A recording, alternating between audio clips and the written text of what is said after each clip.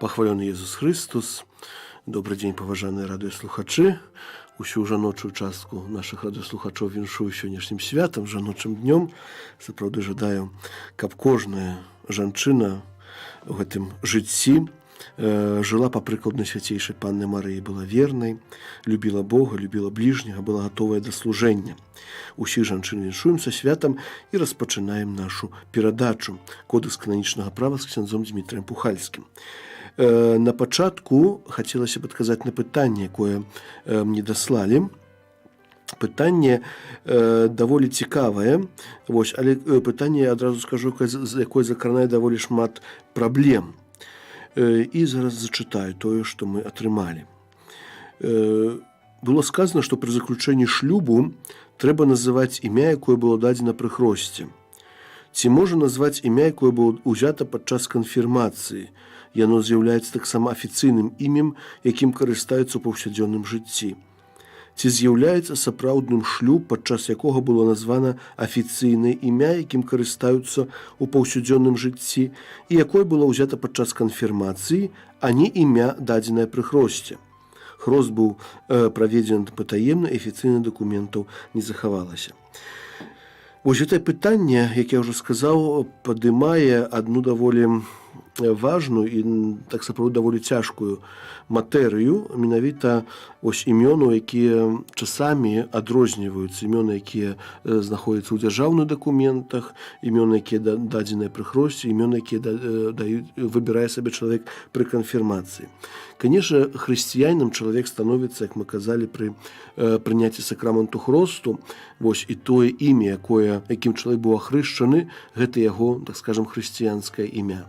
Вось і вельмі добра было б, каб ва ўсіх іншых дакументах, ва ўсіх іншых сітуацыях жыццёвых чалавек карыстаўся менавіта гэтым імем, як хрысціянін. Вось. Але, ведаем, на жаль, сітуацыі бываюць вельмі розныя. Часамі у дакументах адно імя, падчас хросту было дадзена другое імя.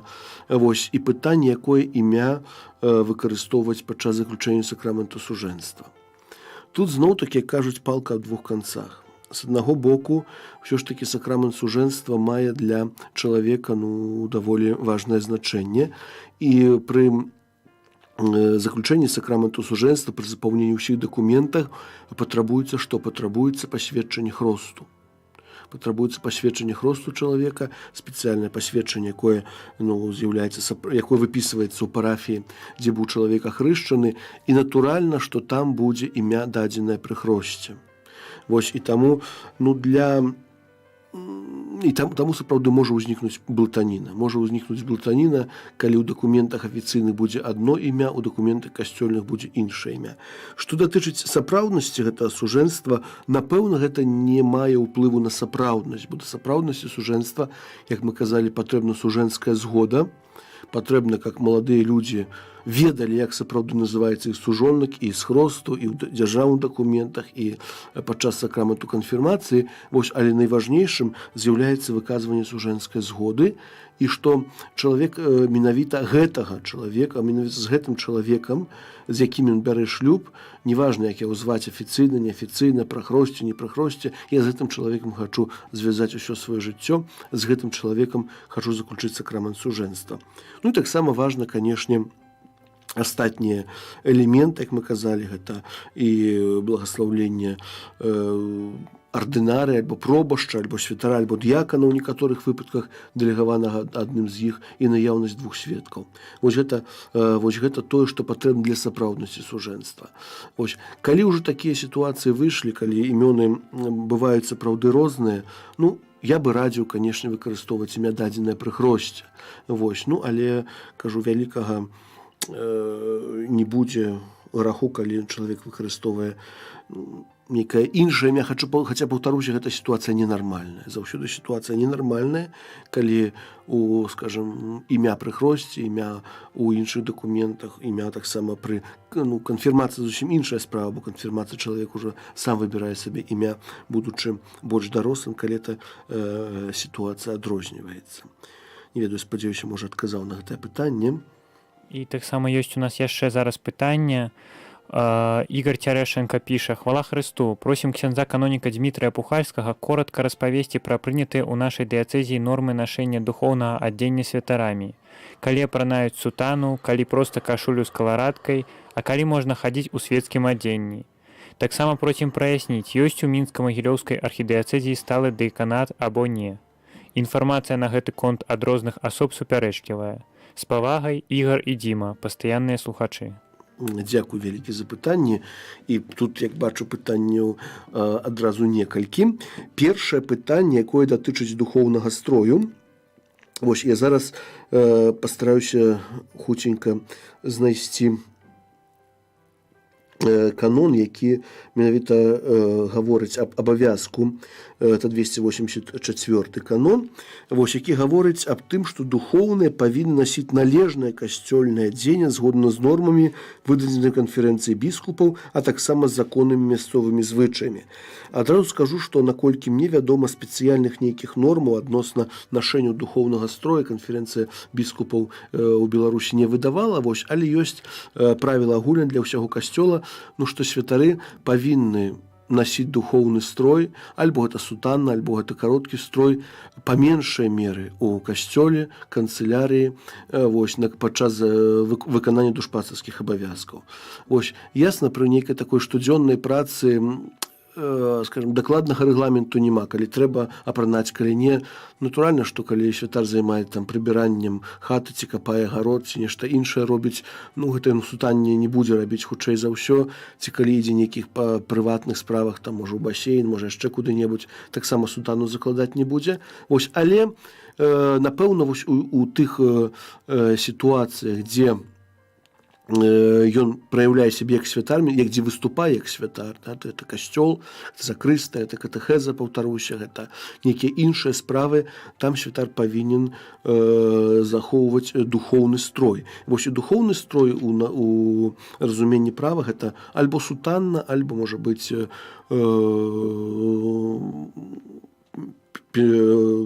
касцюм з кашуля пад каларадку, это чорная кашуля, або шэрая кашуля, або белая кашуля, можа быць, кашуля пад каларадку.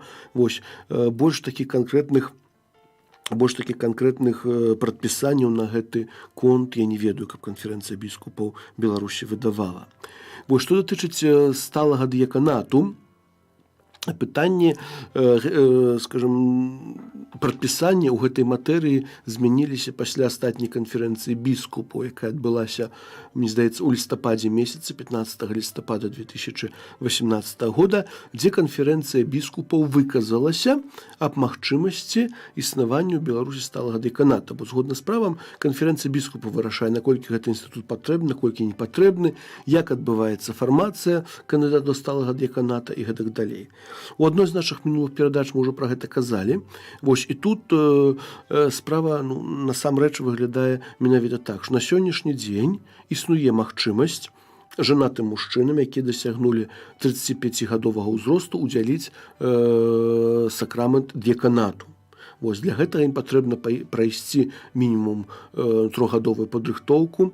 На сённяшні дзень яшчэ ні адзін кандыдат не звярнуўся да біскупа з такой просьбай. Вось, ну, але на сённяшні дзень прапанова існуе такая, каб эта фармацыя адбывалася ў семінарыі ў Санкт-Пецярбургу, вось, бо там гэты ўжо курс адбываецца на працягу некалькіх гадоў. Вось, у любым выпадку, калі хто мае якое-небудзь пытанне ў гэтай справе да біскупа, заўсёды можа звярнуцца ў курыю, вось, і там атрымаць адпаведную інфармацыю. Вось, я думаю, што на гэта пытанне таксама адказаў. Вось, калі не, то, калі ласка, можна яшчэ званіць, яшчэ раз задаваць пытанне.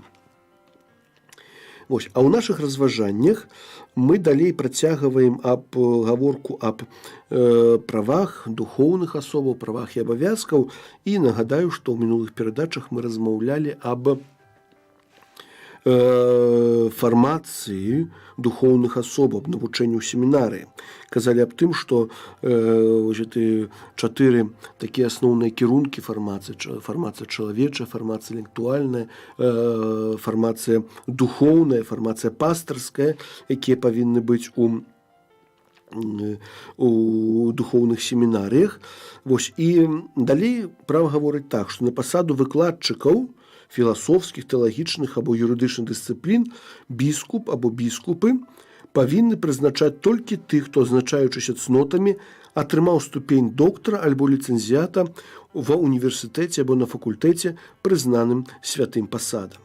Вось, то есть выкладчыкамі у духоўных семінарыях могуць быць тыя асобы, могуць быць духоўныя, могуць быць светскія, але тыя, хто атрымалі адпаведныя навуковыя ступені ва універсітэтах або на факультэтах, прызнаных святым пасадам.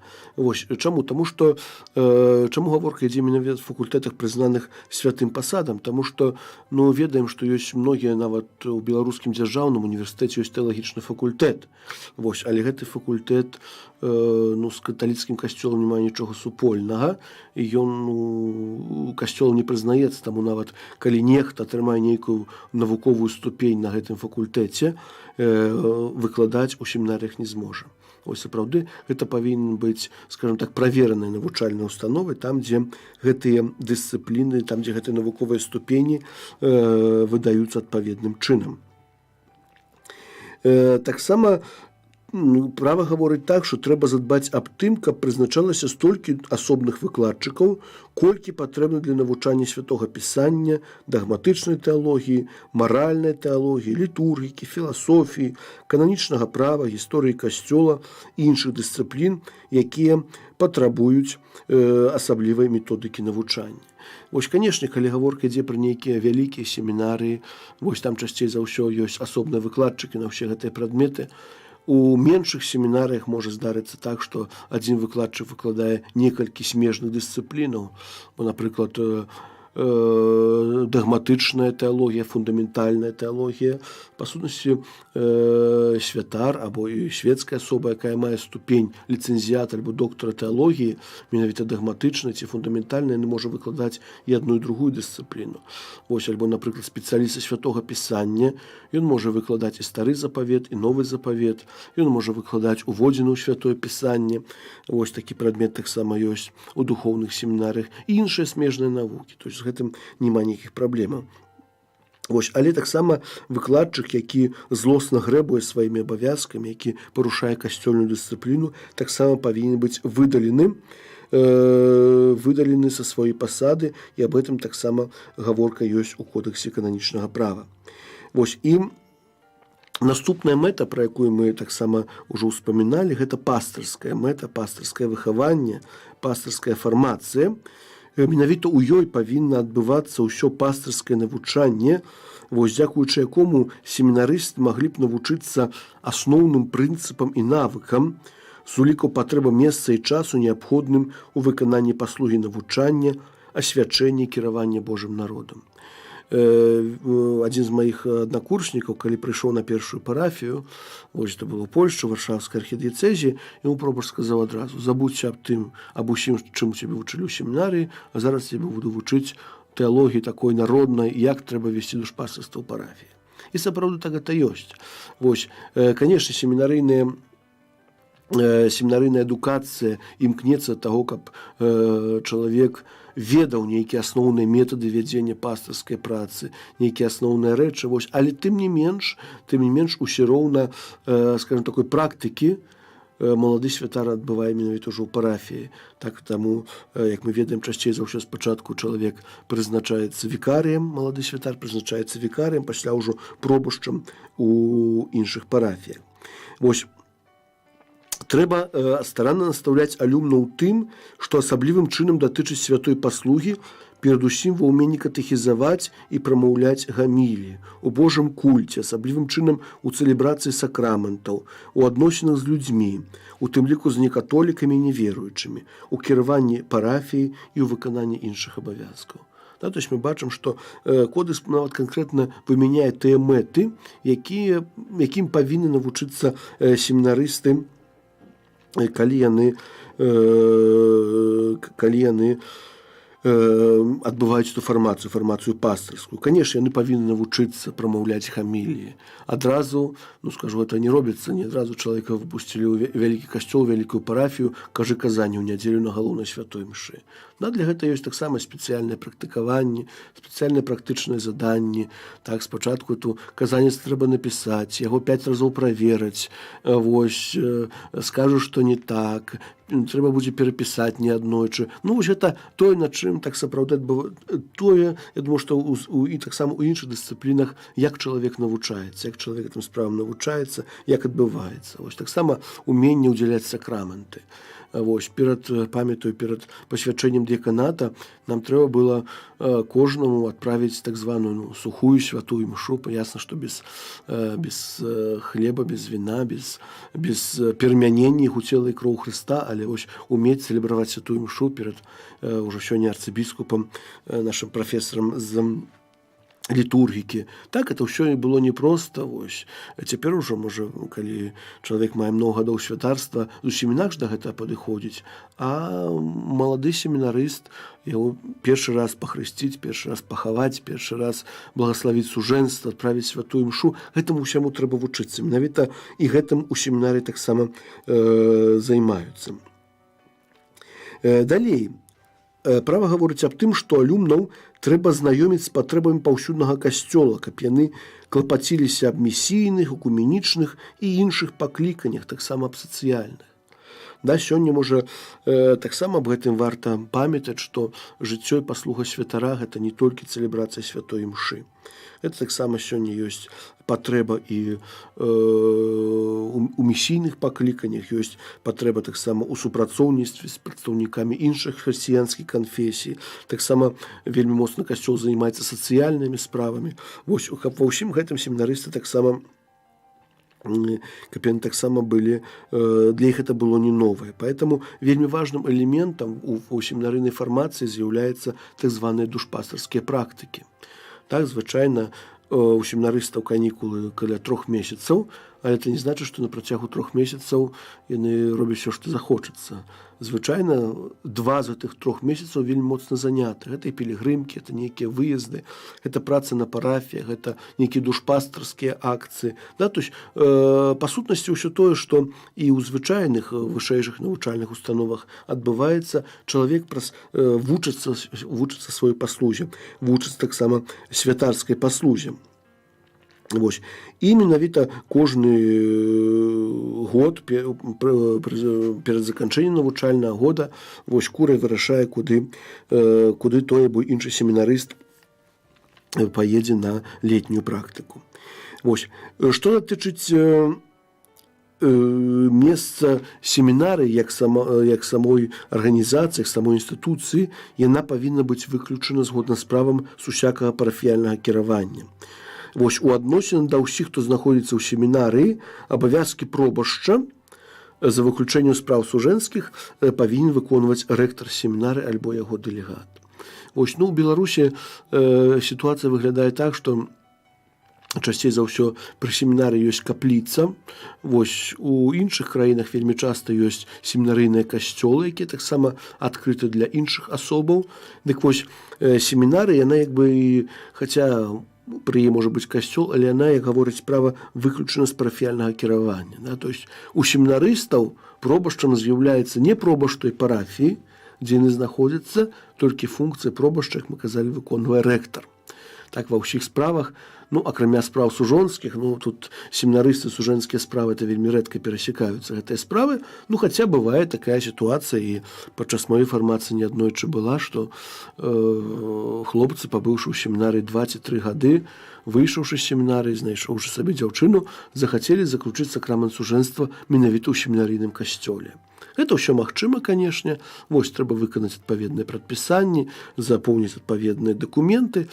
І для гэтага таксама няма ніякай перашкоды. Дэцызіяльны біскуп таксама павінны задбаць аб паступленні сродкаў, патрэбных для заснавання і захавання семінарыі, утрымання алюмнаў, а таксама для ўзнагароджвання выкладчыкаў і для іншых патрэб семінарыі. І вось тут мы пераходзім да чарговай такой тэмы вельмі важнай, як я ўжо неаднойчы казаў, у нашым касцёле можа трошкі балючай, тэмы утрымання. Утрымання, перадусім вышэйшай духоўнай семінарыі. Трэба памятаць, што менавіта абавязкам біскупа і ўсёй дыяцэзіі з'яўляецца утрымаць гэтую навучальную установу. Семінарыя нідзе звонку не атрымлівае ніякай дапамогі, і яна сапраўды утрымліваецца за кошт ахвяраванняў вернікаў. Вось таму у нашых дыяцэзіях 3 разы ў год праводзяцца спецыяльныя ахвяраванні, вось збіраюцца ахвяраванні, якія прызначаюцца на патрэбу семінарыі. Вось у нашай мінска-магілёўскай архідыяцэзіі гэта заўсёды першая нядзеля верасня, гэта ўрачыстасць Езуса Хрыста валадара сусвету, астатняя нядзеля звычайная і таксама пальмовая нядзеля, вербная нядзеля. Вось калі таксама і семінарысты едуць па парафіі, расказваюць пра сваё пакліканне, вось просяць аб малітве, таксама просяць аб такіх матэрыяльных справах, аб матэрыяльных ахвярах, якія сапраўды патрэбны для утрымання будынкаў, для узнагароджвання выкладчыкам, якія там працуюць, таксама для іншых звычайных патрэбаў семінарыі. Вось і сапраўды гэта справа таксама адказная, вось, бо кожны вернік, як мы ўжо некалі сказалі, нясе адказнасць за фармацыю святароў і фармацыю семінарыстаў. Вось і больш таго, наступны канон гаворыць так, што каб забяспечыць патрэбы семінарыі, апрача ахвяраванняў, біскуп можа прызначыць у дыяцэзе таксама асаблівы падатак. Вось тады ўжо гаворка ідзе, тут гэта справа залежыць ад эканамічнага стану семінарыі, вось ад таго, хто якім чынам можа паўплываць, можа дапамагчы утрыманню семінарыі. Вось гэта справа таксама важная. Гэтым мы заканчваем такую трошкі даволі вялікую тэму, на якую мы размаўлялі на працягу некалькі перадач, менавіта духоўнай семінарыі. Вось, і нам падказвае, што ёсць яшчэ пытанне, і зараз, калі ласка, слухаем яго. Пытанне да ксёндза Дзмітрыя, калі ёсць магчымасць, калі ласка, раскажыце аб думцы ўтварэння духоўнай акадэміі. І, дарэчы, якраз такі да гэтага даюць пытанне, чым адрозніваецца духоўная акадэмія ад семінарыі? Дзякуй. Вось, скажу адразу, можа, пачну з другога пытання адказваць, чым адрозніваецца духоўная семінарыя ад духоўнай акадэміі. Перадусім, духоўная семінарыя – гэта месца, дзе рыхтуюцца будучыя святары. То есть святары, якія будуць служыць у дыяцэзіі, у канкрэтнай дыяцэзіі, вось, у нашай, у дыяцэзіях Беларусі і так далей. Калі гаворка ідзе пра духоўную акадэмію, вось, гэта таксама навучальная установа. Яе можна назваць, адразу скажу, што это можа быць духоўная акадэмія, это можа быць нейкі універсітэт, можа быць проста акадэмія, можа яшчэ касцёле нейкія факультэты, гэтак далей. Што гэта такое? Гэта навучальная установа, якая прадназначана не толькі для будучых святароў, якая прадназначана для шырокага круга слухачоў, перадусім свецкіх асобаў, вось, якія хочуць паглыбляць свае веды таксама і ў рэлігійных навуках. Так?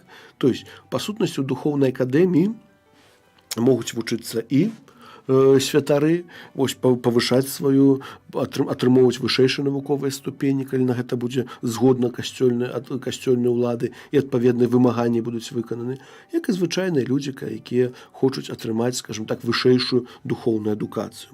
Вось, што датычыць канцэпцыі духоўнай акадэміі ў Беларусі, як мы ведаем, размовы ідуць ужо некалькі гадоў, вось, ёсць зарэгістраваны статут гэтай навучальнай установы, вось, і згодна са статутам, тое, што магу сказаць, гэта духоўная акадэмія, як плануецца, калі яна будзе пабудавана, яшчэ невядома, будзе складацца з двух частак. Першая частка – гэта менавіта семінарыя, то есть для асоб, якія рыхтуюцца прыняць сакрамент святарства, а другая частка акадэміі для светскіх асобаў, то есть для тых, хто хочуць атрымаць адукацыю у галіне тэалагічных дысцыплінаў.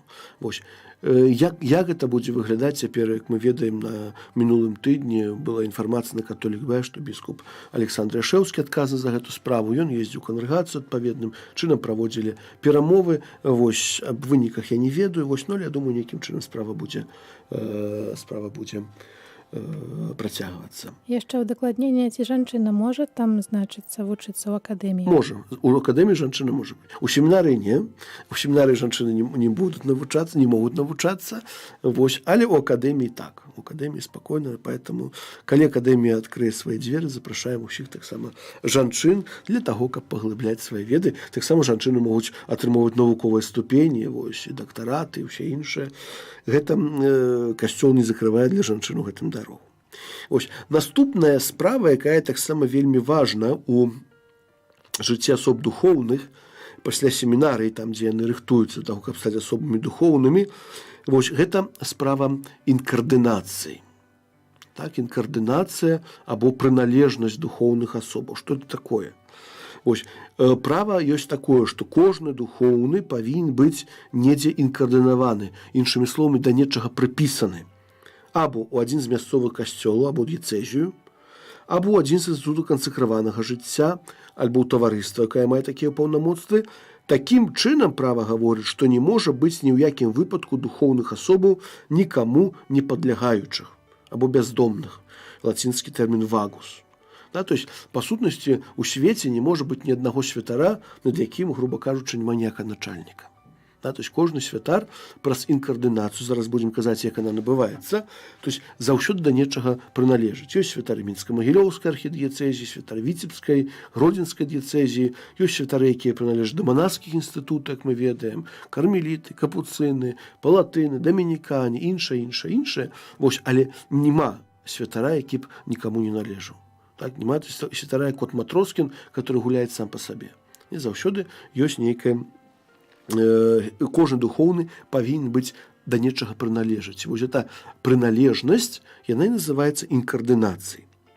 І вось той, хто прымае адразу дыяканскае пасвячэнне, а менавіта мы казалі, што праз дыяканскае прасвячэнне чалавек становіцца духоўнай асобай, ён становіцца духоўным і інкардынуецца ў мясцовы касцёл, для служэння ў якім ён быў прадстаўлены. Да, то есть, заўсёды, мы ўжо трошкі пра гэта казалі, успамінаючы, гаворачы аб сакрамэнце пасвячэння, заўсёды, удзяляючы сакрамент пасвячэння ўжо ў ступені дыяканату, да, чалавек становіцца духоўным таго мясцовага касцёла, у які ён прызначаецца. То есть, напрыклад, калі перад тым, як удзяляецца пасвячэнню Мінска-Магілёўскай архідыяцэзіі, так, то адразу ведаем, што гэты дыякан ужо пасля святар будзе з'яўляцца дыяканам або святаром Мінска-Магілёўскай архідыяцэзіі. Пасля ёсць магчымасць, пра гэта будзем казаць, можа змяніць інкардынацыю, не праблема, вось, але ўжо ў моманце пасвячэння вядома, да якой дыяцэзіі або да чаго гэты чалавек будзе інкардынаваны. Член манаскага інстытута, ёсць тут трошкі розніца, пасля прынясення вечных шлюбаў або канчаткова ўключаны ў супольнасць, праз прыняцце дыяканскага пасвячэння інкардынуюцца ў якасці духоўнага ў той самы інстытут або супольнасць, ось хіба што ў адносінах да нейкіх супольнасцяў права прадугледжвае іншае. Да, то есть, напрыклад, калі ёсць малады чалавек, які вырашыў сваё жыццё пасвяціць Богу ў законе капуцынаў, напрыклад, ён там праходзіць адпаведную фармацыю, складае вечныя манаскія абяцанні, без вечных абяцанняў нельга, так, і пасля ўжо праз прыняцце дыяканату ён інкардынуецца ўжо не ў дыяцэзію нейкую, толькі інкардынуецца ў гэты манаскі ордэн. Таксама у іншыя манаскія ордэны. Права гаворыць, да, ён можа таксама інкардынавацца ў нейкую супольнасць, якая мае такія паўнамоцтвы, вось, але, скажу адразу, можа, каб не казаць многа на гэту тэму, такіх супольнасцяў мала. Звычайна святар або дыякан інкардынуецца або ў нейкую дыяцэзію, вось, або ў нейкі інстытут манаскага жыцця. Ёсць трэцяя магчымасць, паўтаруся, але яна па меншай меры у нас у Беларусі такіх асобаў няма. Вось, таксама, то есть мы кажам, і гэта інкардынацыя, яна у духоўнай асобы заўсёды ёсць. Для таго, каб ужо інкардынаваны духоўны сапраўдным чынам быў інкардынаваны ў іншы мясцовы касцёл, ён павінен атрымаць ад дэцызіяльнага біскупа падпісаны ім экскардынацыйны ліст. Разам з гэтым, ад дэцызіяльнага біскупа мясцовага касцёла, куды ён жадае быць інкардынаваны, павінен атрымаць падпісаны біскупам ліст аб інкардынацыі. То есть, аб чым гаворыць гэта падпісанне права? То, што я ўжо вспомню трошкі. Да, інкардынацыю змяніць можна. Можна. Не азначае, што чалавек усё жыццё будзе святаром нейкай адной дыяцэзіі. У жыцці, ведаем, здараецца ўсякае. Часцей за ўсё, бывае, што у адной дыяцэзіі пасвечаны, ўсё жыццё там працуе. Але сітуацыі здараюцца вельмі розныя. І ёсць магчымасць, права дазваляе святару, скажем так, памяняць месца інкардынацыі. Напрыклад, святар Мінска-Магілёўскай архідыяцэзіі захоча працаваць, стаць інкардынаваным у Віцебскую дыяцэзію. То права гаворыць, што ён для гэтага павінен атрымаць ліст ад біскупа Мінска-Магілёўскага, які дазваляе гэту экскардынацыю, і павінен адначасова атрымаць ліст ад біскупа Віцебскага, які гаворыць аб тым, што ён гатовы яго прыняць. То есть, зноў, каб не было такой сітуацыі, што святар будзе бяздомны, як мы кажам, святар будзе вагу, што ні дакуль не будзе прыпісаны. Ён можа памяняць месца інкардынацыі, але адначасова павінны быць 2 лісты ад 2 біскупаў. І гэта да сапраўднасці. Калі, напрыклад, будзе толькі ліст ад аднаго біскупа, што той яго адпускае, а другі біскуп яго не прымае, то такая экскардынацыя, такі пераход не мае ніякай юрыдычнай сілы. І таксама наадварот, калі ёсць ліст біскупа ад інкардынацыі, а няма ліста біскупа аб тым, што ён яго адпускае гэтага святара, то таксама такі пераход не будзе мець ніякай юрыдычнай сілы. Але ёсць яшчэ іншая магчымасць. Духоўная асоба, якая згодна з прадпісаннямі права, перасяліўся са свайго мясцовага касцёла ў іншы, праз 5 гадоў з моцы самога права інкардынуецца ў гэты мясцовы касцёл, калі пісьмова выкажа такое пажаданне як дэцызіяльнаму біскупу, які прымае яго ў гасцях, так і свайму дэцызіяльнаму біскупу, і калі ніводзін з іх на працягу 4 месяцаў пасля атрымання просьбы не адкажа пісьмовай адмовай. Аб чым тут ідзе гаворка? Ёсць таксама многія сітуацыі, калі святары пераязджаюць працаваць з адной дыяцэзіі ў іншую, але не змяняюць інкардынацыі. Напрыклад, мы ведаем, што ў Беларусі працуе, раней было больш, цяпер усё менш, святароў замежных, які інкардынаваны ў нейкай там дыяцэзіі, напрыклад, у польскай. Яны, не змяняючы сваю інкардынацыю, то яны працягваюць быць святарамі за сваёй дыяцэзіі, там варшаўскай, шчэцінскай, владслаўскай, люблінскай, яшчэ невядома якой. Яны прыязджаюць сюды проста папрацаваць, памагчы мясцоваму касцёлу, памагчы мясцоваму біскупу. Для гэтага тут ёсць свая кухня, заключаць адпаведныя дамовы паміж біскупамі, гэтак далей. Але у такой сітуацыі, калі такі святар праз 5 гадоў захоча інкардынавацца ў тую дыяцэзію, дзе ён ужо працуе, ён можа гэта зрабіць. Для гэтага ён павінен паведаміць і аднаго біскупа, то есть біскупа сваёй дыяцэзіі, куды ён інкардынаваны, і другога біскупа дыяцэзіі, дзе ён працуе. І калі ні адзін з іх на працягу 4 месяцаў не выкажа супраціў, тады гэты пераход робіцца аўтаматычна. То есть тут не трэба ўжо прасіць, як мы казалі, трэба прасіць дазволу аднаго ці другога. Калі ўжо 5 гадоў працуеш, напісаў просьбу, і ні адзін, ні другі не сказаў не, тады гэта адбываецца на моцы самога права. Праз канчатковае або вечнае прыняцце ў інстытут кансакраванага жыцця або ў таварыства апостальскага жыцця, духоўны, які інкардынуецца ў інстытут або супольнасць, экскардынуецца са свайго мясцовага касцёла. Таксама можа быць сітуацыя, у якой гаворыць дэканон, што, напрыклад, дэцызіяльны святар захоча стаць членам інстытуту манаскага жыцця. Тады ён таксама адбывае там адпаведную фармацыю, адбывае навіцыят, адбывае нейкія іншыя працэдуры, прадпісаныя правам. І калі там ужо ў новым манаскім інстытуце прымае вечныя манаскія абяцанні, зноў-такі з моцы самога права, ён ужо экскардынуецца з дыяцэзіі у іншы манаскі інстытут. І з'яўляецца пытанне, ці заўсёды біскуп можа адпусціць святара з аднаго касцёла ў іншы. Ці ён павінен яго трымаць, ці ён павінен яго спакойна адпускаць, і для гэтага павінны быць прычыны, і таксама прымаць. Ці можа біскуп прымаць любога святара, ці зноў ёсць такі нейкія абмежаванні права на гэтую тэму. Нам паказваюць яшчэ одно пытанне. Ёсць у нас яшчэ адно пытанне, вось якраз наконт біскупаў. Калі кансакраваны святар становіцца біскупам, каму ён належыць, дыяцэзіі ці ордэну, напрыклад, яго эксцэленцыя Аляксандр Яшэўскі. Скажем так, праз прыняцце біскупскага пасвячэння вось святар, ну, значыць, бо калі мы гаворым аб прыналежнасці да ордэну ці дыяцэзіі, гэта гаворка ідзе аб святарах толькі. Да, то есть святар прыналежыць да той альбо іншай дыяцэзіі, ці святар прыналежыць таго альбо іншага манаскага інстытута.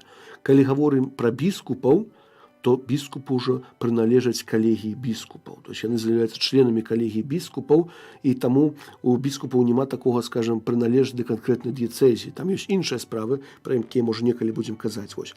Таму біскуп, нават калі член становіцца членам манаскага інстытута, яго перастаюць абавязваць ягоныя манаскія абяцанні, асабліва паслухмянасці, вось у адносінах сваіх настаяцеляў. Біскуп заўсёды застаецца паслухмяным толькі святому айцу. Вось становячы пры гэтым. І таксама з біскупам Аляксандрам такая самая справа адбываецца. У нас таксама біскуп, законнік ёсць біскуп Казімір Велікаселец, які прыналежаў дамініканскага ордэну.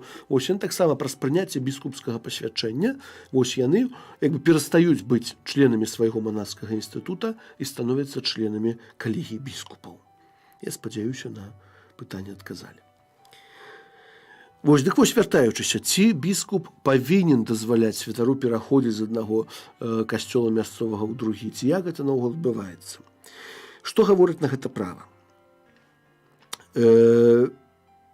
Дыцэзіяльны біскуп не павінен ажыццяўляць інкардынацыю хіба што тады, калі гэтага патрабуе неабходнасць, а ў пажытах мясцовага касцёла і будуць захаваныя прадпісанні права, якія датычаць годнага ўтрымання духоўных. Калі на падставе дакумента, згоднага з правам, даведаецца пра дастаўленай экскардынацыі і акрамя гэтага ад біскупа экскардынуючага атрымае адпаведнае пасведчанне аб жыцці, звычаях і навучанні духоўнага. Калі духоўны прадставіць біскупу пісьмовую просьбу аб сваім жаданні прысвяціць сябе служэнню ў новым мясцовым касцёле згодна з прадпісаннямі права. То есть, па сутнасці, ось калі ўсе гэтыя прадпісанні сабраць у адно, ну, бачым, што без паважнай прычыны біскуп, ну, не павінен адмаўляць інкардынацыі. То есть, калі да біскупа прыходзіць нейкі святар, ён прадставіўся адпаведныя дакументы. Натуральна, што гэты біскуп, да якога прыходзіць новы святар, ён павінен даведацца, чаму ты пераходзіш з той дыяцэзіі, што сталася. Поэтому право гаворыць, калі атрымае адпаведнае пасвядчэнне аб жыцці, звычаях і навучанні духоўнага ад біскупа, ну, той дыяцэзіі, з якой выходзіць гэты духоўны. Ну, бо, напрыклад, калі ў Беларусі з адной дыяцэзіі ў другую, тут больш-менш святароў мы ведаем, а калі прыходзіць святар з іншай краіны, напрыклад, просіцца ў дыяцэзію, ну, натуральна, што ў біскупа ёсць пытанне, чаму? Вось, ці не ўцікае святар ад нейкіх праблем, ну, всякае ў жыцці бывае. Вось, поэтому ён, конечно, калі даведаецца, што ўсё ў парадку, ну, просто чалавек мае такое, напрыклад, пакліканне працаваць у адной дыяцэзіі, працаваць у Афрыцы, працаваць у Сібіры. Вось, то біскуп, конечно, кожны будзе рады, што да яго прыходзіць нейкі святар. Вось, і ён без такіх, ну, то есть не павінен адмаўляць яму гэтаму. Ось. І таксама біскуп адпусціць можа толькі тады, калі гэта з'яўляецца для пажыткам для касцёла або для дабра самога духоўнага. Аднак права гаворыць, што экскардынацыі адмовіць нельга. Хіба што існуюць паважныя прычыны, пры гэтым духоўны, які лічыць сябе пакрыўджаным і знойдзе біскупа гатовага яго прыняць, можа звярнуцца са скаргай супраць такога рашэння. То есть мы бачым зноў-такі, адпусціць святара можна, калі гэта будзе для дабра касцёла, то есть біскуп па сутнасці можа сказаць не, але калі скажа не, святар пачуе сябе пакрыўджаным, можа звярнуцца ў адпаведную структуры, это апостальская сігнатура, вось, ну і там біскупу будзе вельмі цяжка вытлумачыць, чаму ён не хоча адпусціць святара. То есть па сутнасці права касцёла, ну, скажу так, бароніць такую чалавечую, ну, свабоду святара. То есть, калі святар, ну, не хоча працаваць у адной дыяцэзіі, ну, то сапраўды трэба вельмі моцна пастарацца, каб яго не адпусціць у іншую. Ось, поэтому, то есть, па сутнасці, калі ёсць жаданне святара, касцёл з аднаго і з другого боку стараецца, ну, неяк дапамагчы аднаму мясцоваму касцёлу, другому мясцоваму касцёлу, ось, каб гэты святар усё ж такі працаваў. І таксама, акрамя выпадкаў сапраўднай неабходнасці для свайго касцёла, дэцызіяльны біскуп не павінен адмаўляць дазволу на перасяленне тым духоўным, якіх ён прызнае здольнымі, падрыхтаванымі, якія імкнуцца ў рэгіёны, дзе адчуваецца вялікі недахоп духавенства, каб ажыццяўляць там сваё святое служэнне. Аднак ён павінен паклапаціцца аб тым, каб пра пісьмовую дамову з біскупам таго месца, куды накіроўваюцца гэтыя духоўныя, вызначыць іх правы і абавязкі. Вось, канешне, калі з адной дыяцэзіі, дзе святароў вельмі мала, дзе адзін святар мае па 5, па 7 парафій, і святар прыходзіць да біскупа, кажа: эксцэлэнцыя, я хачу паехаць у нейкую іншую дыяцэзію, дзе таксама ёсць недахоп святароў, ну то тут, напэўна, біскуп скажа: ну не.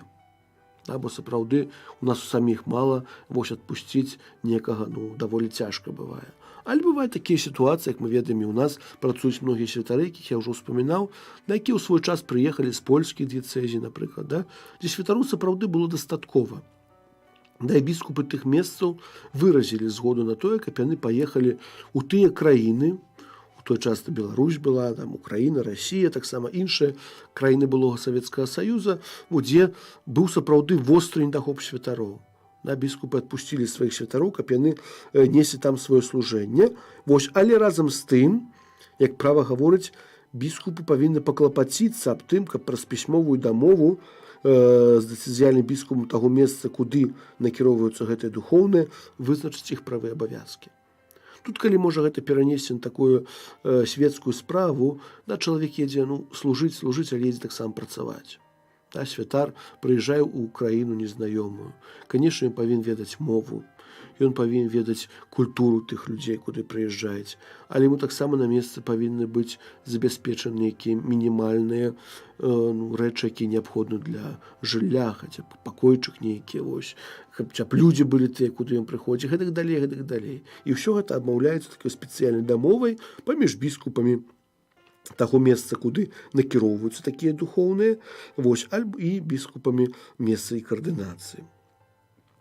Біскуп можа даць сваім духоўным дазвол на перасяленне ў іншы касцёл або на тэрмін, які можна працягваць многа разоў, а з такой умовай, што гэтыя духоўныя застануцца інкаардынаванымі ў сваю дыяцэзію. І так бывае, як я ўжо спамінаў, у большасці святароў замежных, якія працуюць у Беларусі. Мы ведаем, што многія ўжо выехалі, некаторыя ўжо памерлі. Часцей за ўсё бывае так. З польскіх дыяцэзій святары прыязджаюць, працуюць тут у нас 5, 10, 20, 30 гадоў некаторыя. Калі становяцца старэйшымі, патрабуюць спецыяльнай медыцынскай апекі, тады яны вяртаюцца ў свае дыяцэзіі, тады яны ўжо пачынаюць там, скажем так, маюць, можа, лепшае медыцынскае абслугоўванне, таксама маюць медыцынскую апеку на старэйшыя гады, і гэтак далей. Гэта такія звычайныя пытанні, якія датычаць, можа, быта, жыцця святароў.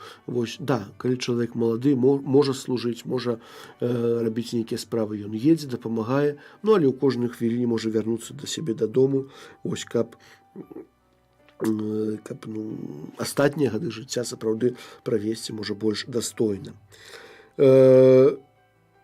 Духоўны, які законным чынам перайшоў у іншы мясцовы касцёл, застаючыся ў сваім, па справядлівай прычыне можа быць адкліканы сваім біскупам, калі пры гэтым будуць захаваны дамоўленасці з іншым біскупам і натуральная справядлівасць.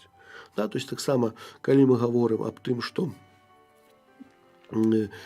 святар выязджае працаваць, як мы кажам, па кантракту некалькі гадоў у іншую краіну, у іншую дыяцэзію, свой біскуп заўсёды можа сказаць у пэўным моманце, каб святар вярнуўся дадому, каб вярнуўся ў сваю дыяцэзію, бо можа, тут ужо існуе недахоп святароў, можа існуюць нейкія іншыя прычыны, гэта ўжо біскуп на месцы вырашае. Як мы бачым, справа інкаардынацыі святароў, пра якую мы гаворым, гэта не то, што справа, як адна асобня нейкі час таму назад сказала, што рабства святароў, святар з'яўляецца уласнасцю свайго біскупа, і нікуды не можа падзецца. Не, мы бачым, што кодекс сапраўды шануе вольнасць святара як чалавека, можна перайсці з адной дыяцэзіі ў другую дыяцэзію, можна паехаць на місію, як мы кажам, можа працаваць у іншых мясцінах. Сапраўды як мы бачым, кодэкс дазваляе вось святару працаваць амаль на ўсім зямным шары. Вось таму такога, скажем, калі мы гаворым пра увязанне святара з адным месцам, да, для парадку ёсць то, што мы кажам, называем інкардынацыяй, вось, але па сутнасці заўсёды можна знайсці разумная сітуацыя, разумны выхад з кожнай сітуацыі. Дзякуй вялікі, ксёндз Дмітрый. Яшчэ напрыканцы нашага эфіру пытанне ад нашых радыёслухачоў наконт служэння. Чаму жанчыны не могуць несці паслугу як святар, і папа Францішак пацвердзіў ролю жанчыны ў касцёле? Ну, ролю жанчыны і служэнне жанчыны ў касцёле і святарскае служэнне – это іншыя справы. Ось на працягу амаль усёй гісторыі. Гэта з двух пытанняў, таму вось... Так. На працягу ўсёй гісторыі касцёла мы бачым, што па сутнасці касцёл заўсёды жанчын вельмі дацэньваў. Гэта жаночыя манаскія служэнні, і ў першых стагоддзях служэння деканіц, што мы называлі, іншыя паставы ў касцёле. То есть касцёл заўсёды дацэньвае жанчын, дацэньвае служэнне. Ось, але з другога боку, таксама тоже датычыць сакраменту святарства, касцёл навучае, падае гэта як праўду даверы, што святарамі могуць быць толькі мужчыны.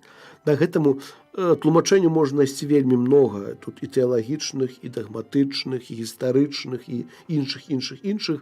Сёння навучанне касцёла такое, яно ёсць, яно нязменнае, сакрамент пасвячэння удзяляецца толькі мужчынам. Вось, і гэта праўда, якую трэба прытрымлівацца. Ось. І я думаю, на гэтым наш сённяшні святочны эфір мы заканчваем. Яшчэ ўсіх жанчын віншуюцца святам. Вось, захвочваю да служэння ў сваіх касцёлах, у сваіх парафіях. Сапраўды служэнне жанчыны вельмі прыгожае. Вось, і ўсіх віншую з сённяшнім святам. Вось, і пахвалёны Езус Христос. Вы слухалі перадачу «Кодекс кананічнага права» з ксяндзом Дмітрыем Пухальскім.